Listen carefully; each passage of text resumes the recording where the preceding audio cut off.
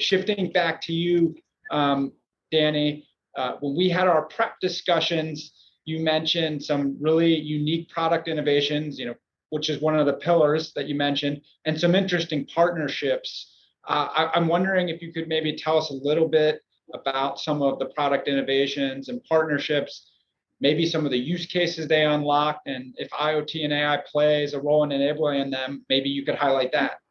Sure. I'll start with some of the use cases. So at Whirlpool, we have predictive models that are actually in operation today. And if you think about the maturity model for analytics, from descriptive to insights all the way to foresights, if you will, within Whirlpool, we are moving up that maturity model and using these predictive models in our team by our global teams today.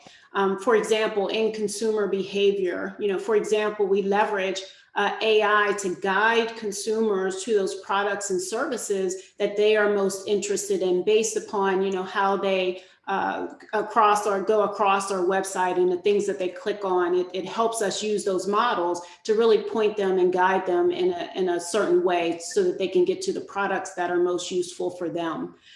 As well as when you think about the post-purchase part of that process, internally, we also use AI today to help identify and solve different service calls more quickly as they come into our operations. Additionally, I'd add there are also opportunities to use data science in order to enable remote diagnostics. When you think about our products and think about, this is basically when you have signals from the appliances in order to alert when a product may be starting to experience an issue. So long before it triggers, an error code or actually breaks down. So that's the power of some of these models. So just think about, the information, even in these use cases that I just mentioned, and the value that can be unlocked from those use cases. It's data that we can leverage for quality. It's data that we can leverage for product development improvements, and it's additional data that we can leverage for consumer benefits and services. So harnessing that actionable information, and actionable being the key here, is at the core of how we at Whirlpool can continue to improve the lives of our customers. And then, Michael, as it relates to partnerships, with our strategic imperative that I mentioned around redefining the product, which, as I said, is around developing new digital services and digital products on top of our core products.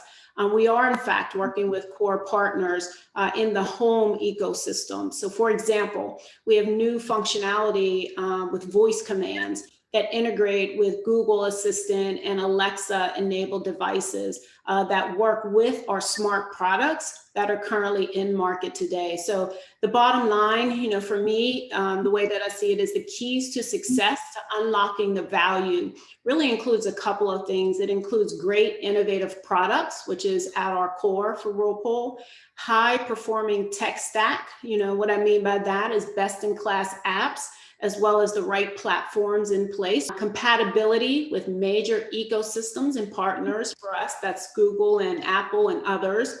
And the key there being creating those frictionless experiences for the consumers. And then lastly, connected services from an infrastructure perspective. So those are, I view, as the keys to success to unlocking that value. Well, that's great, Danny, and I think it really illustrates a strong ecosystem externally, and mentioning some of the really key tech enablers and the process and experience enablers as well. I really like that.